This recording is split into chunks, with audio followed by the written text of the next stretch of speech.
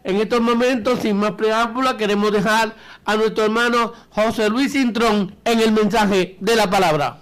Dios bendiga a los hermanos, Dios bendiga a la iglesia, Dios bendiga a todos que a través de las ondas de la radio y todos los que nos escuchan a través de la programación de YouTube. Quiero decirles que nos sentimos contentos, nos sentimos fortalecidos en el Señor. Así que me gustaría que usted buscara en sus Biblias, en el libro del Evangelio según San Juan, y nos vamos al versículo 1 y 2. Así que yo espero que usted tenga su Biblia abierta. Le decimos que los teléfonos son el 787-840-7105, 787-836-1570. Cualquier petición de oración, cualquier situación que usted tenga, son los teléfonos a llamar. Y dice así la palabra de Dios. En el principio era el verbo y el verbo era con Dios. El verbo era Dios. Este era en el principio con Dios. Todas las cosas por hoy fueron hechas, y sin Él nada de lo que ha sido hecho fue hecho. El Señor añada bendición a su palabra. Bendito Dios. Juan nos lleva directamente al Génesis, y quiero decirle a los hermanos que Jesús resucitado estuvo con los discípulos por 40 años, hermano Orlando. Digo 40 días. Y en esos 40 días no hay registro de qué ocurrió. Pero sí sabemos que los apóstoles y los discípulos estaban recibiendo enseñanza. Solamente tenemos un extracto en el libro de los Hechos, en el capítulo 1, ya a la partida de Jesús, les da las últimas instrucciones, que no se vayan de Jerusalén, que esperen que sean llenos del Espíritu Santo. Así que entendemos que en ese proceso de enseñanza, donde los apóstoles estaban siendo enseñados por el resucitado, no estamos hablando de Jesús de los evangelios, estamos hablando de Jesús, el que fue al infierno y les predicó a los espíritus y se llevó cautiva la cautividad. Claro. Ese es el Jesús que estaba enseñándoles las últimas enseñanzas antes de ser llevado al cielo. Y esas enseñanzas, hermano, Juan recibe por el Espíritu lo que en el Evangelio estamos leyendo. Nos conecta en la eternidad con Dios. ¿Cómo empieza Génesis? En el principio creó Dios los cielos y la tierra. Y vemos el poder de Dios a través de ¿quién? A través del verbo. Dios estaba creando usando el verbo.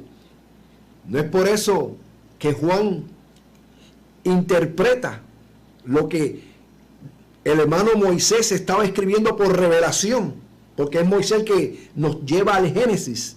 Pero Juan por revelación le dice al pueblo que está escuchando y al pueblo que está leyendo, que en ese principio, cuando Dios estaba creando, el que estaba creando era el verbo. Y ese verbo es el que alabamos. Ese verbo es el que decimos, era Jesús. Amén, porque ese verbo era Dios, ese verbo estaba con Dios, dice que estaba en el principio con Dios.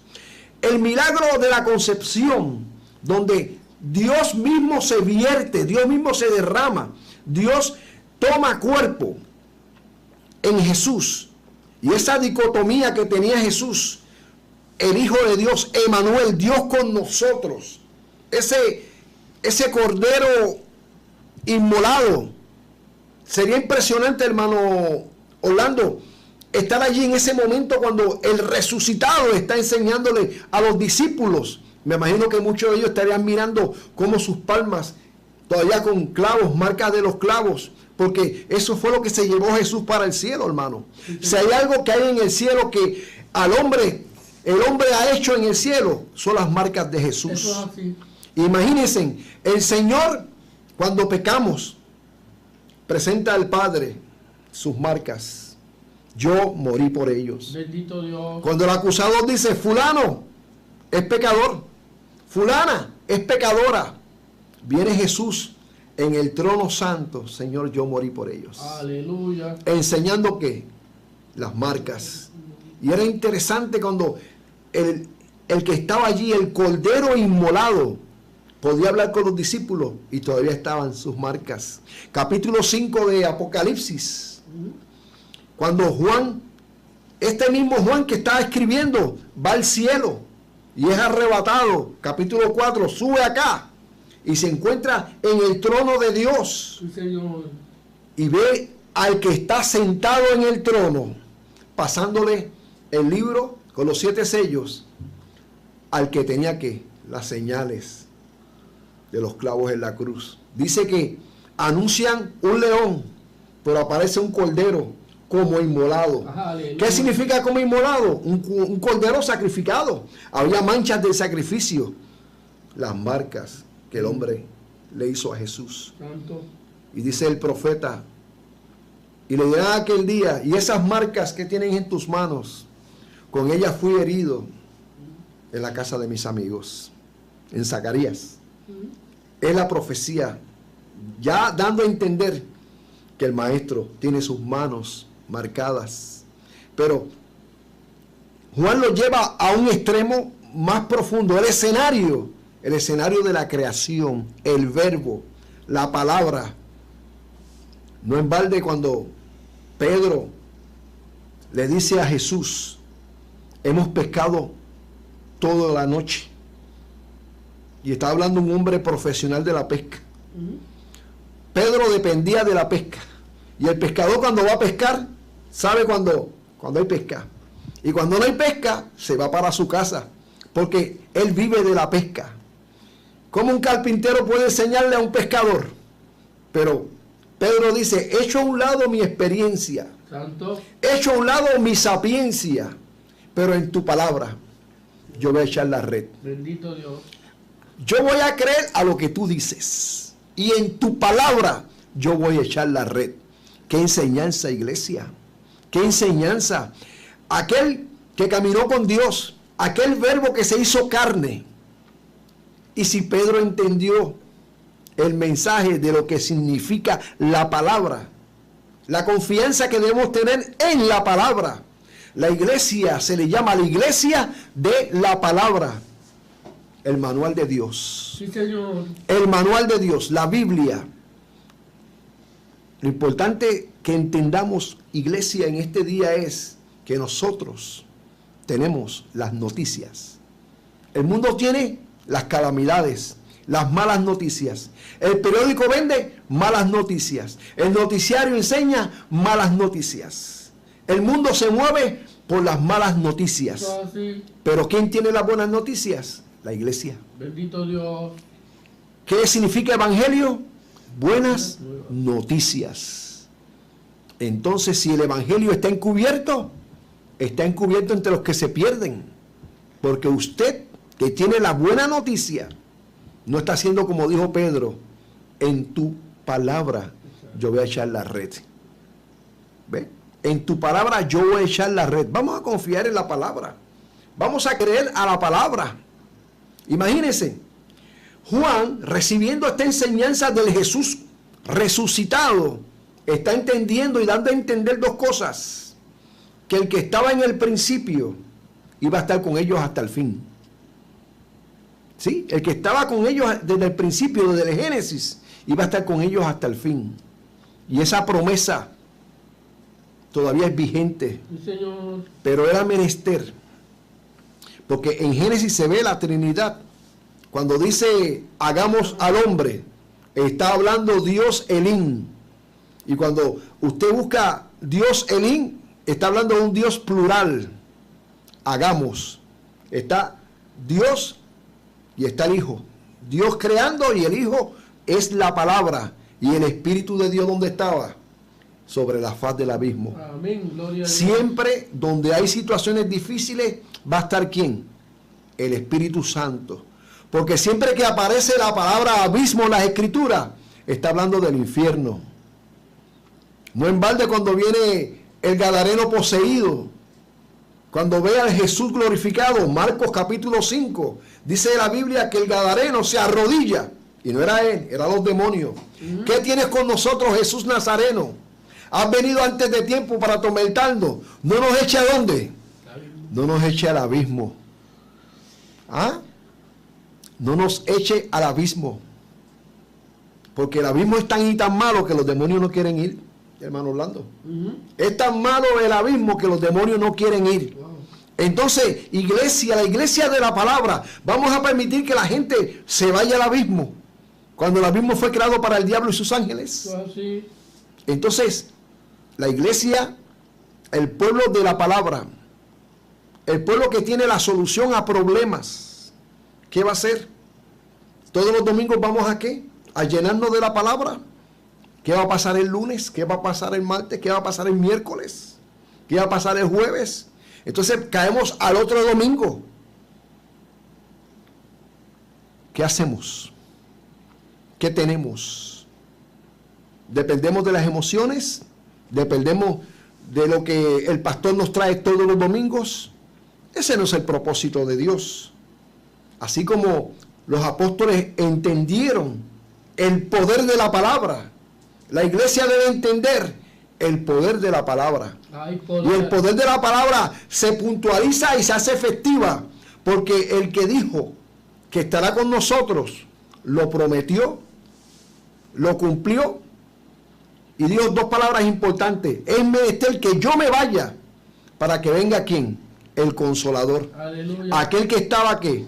Protegiendo el abismo, en el capítulo de Génesis 1, versículo 2, y la tierra estaba confusa, las tinieblas arropaban la tierra, y el Espíritu de Dios se movía sobre la faz del abismo. Fíjense que entramos y salimos del Génesis, porque el libro de Génesis es el libro del comienzo y del principio, y la vida del cristiano debe ser siempre como un Génesis, un comienzo, un principio, un Dios creando, un Dios protegiendo y un Espíritu Santo también funcionando. Esa es la vida del cristiano. Amén. Es la vida del cristiano. Un Génesis, un principio, un Dios creador y un verbo poderoso. Tenemos la palabra poderosa y por esa palabra la iglesia debe moverse. Hechos 5:42. Apunte la iglesia, y todos los días en el templo y por las casas no cesaban de qué, de enseñar y predicar a Jesucristo. Bendito Dios. Y todos los días, no estamos hablando de ocasiones especiales, no había una agenda, había que una consecuencia a una convicción, una consecuencia a la experiencia. Cuando usted tiene una experiencia, usted habla con convicción. No es lo mismo cuando alguien me dijo a cuando yo vi. Aleluya. Es la diferencia. Somos testigos del poder de Dios. Santo. Amén. Somos testigos del poder de Dios. Iglesia, usted es testigo del poder de Dios. Esto hablamos y esto testificamos. Esto hablamos y esto testificamos. La mujer de Samaria fue y le dijo a los que estaban en Samaria: allí hay un hombre que me ha dicho toda la verdad. Ella hablaba ¿por qué? Por experiencia. Y después cuando Jesús les habló, los samaritanos dijeron estas palabras: ya no creemos por lo que tú dijiste. Aleluya. Ya no creemos por lo que tú dijiste. Ahora sabemos que ese es el Hijo de Dios. Sea su nombre glorificado. Sea su nombre glorificado. Traiga a las personas al altar. Traiga a las personas a la iglesia. Allí va a ser arrestado por el Espíritu Santo. Bendito Dios. El mejor lugar donde una persona pueda tener descanso es en la iglesia. Sí, el mejor lugar donde la iglesia, donde una persona puede tener solución a sus problemas, es la iglesia. El mejor lugar donde una persona puede encontrar la salvación es en la iglesia. Entonces, ¿qué nos toca a nosotros hacer? Sonar las campanas. Aleluya. Sonar las campanas. Decir como las americanas: vengan, vengan, vengan. Hay hombre que me ha dicho todo lo que yo sé. Vengan, vengan. Hay un hombre que hace milagros. Vengan. En la iglesia todo el que entra sale diferente. Sí, vengan, vengan. Es el lugar donde nadie se siente extraño. Gloria a Dios. Eso debe ser la iglesia. Y está aquí activada la presencia de Dios. Aquí está activada la presencia de Dios. 840-7105, 836-1570, prefijo 787. Dios te está hablando, Dios te está ministrando. Hermano, iglesia, hay que trabajar, hay que ser efectivo en la obra de Dios.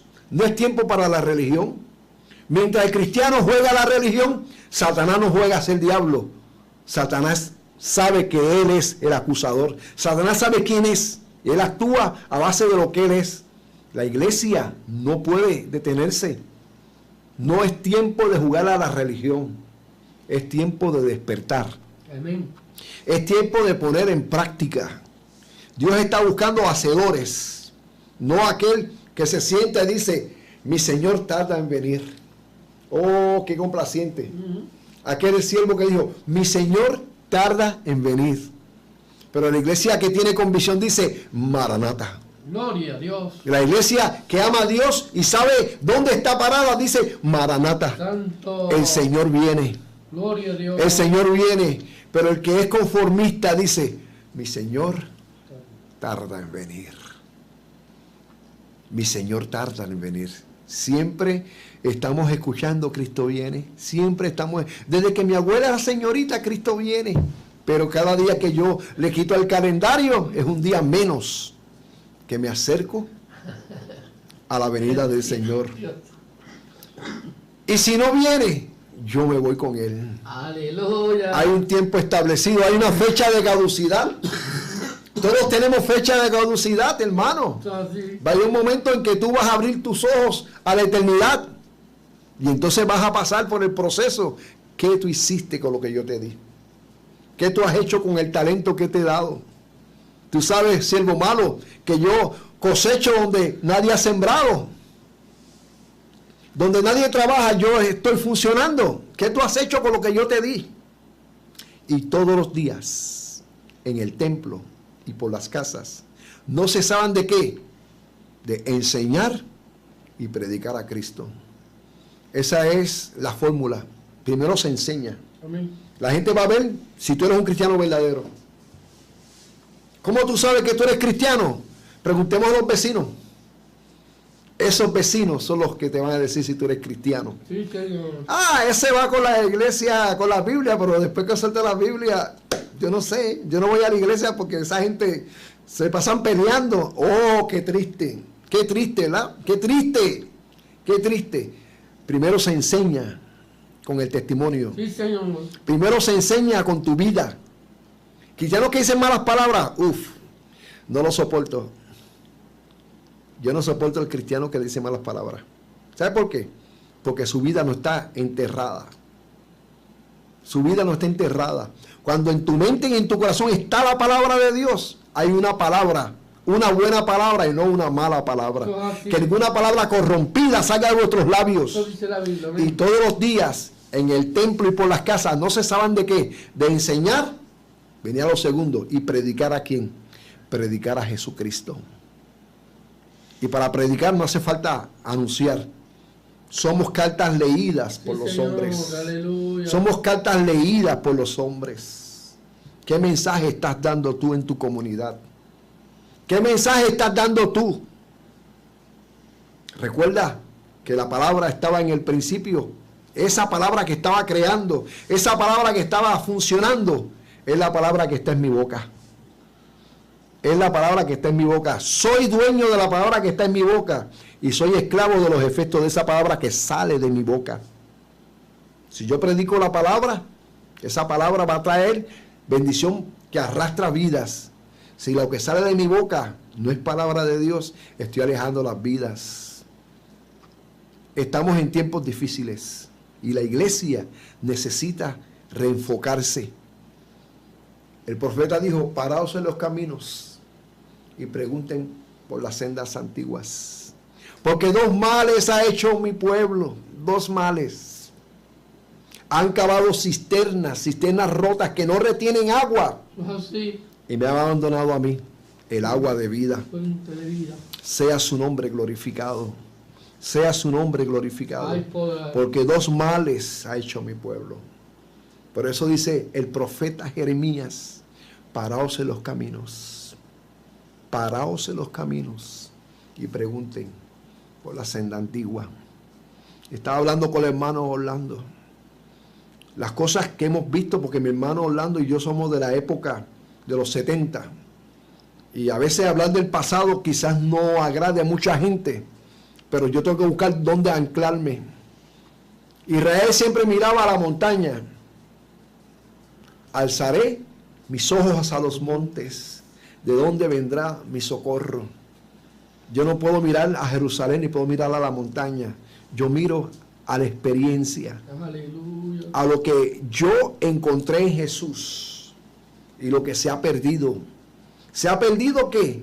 El deseo de leer la Biblia, el deseo de la palabra. Es difícil cuando un cristiano no lee la Biblia.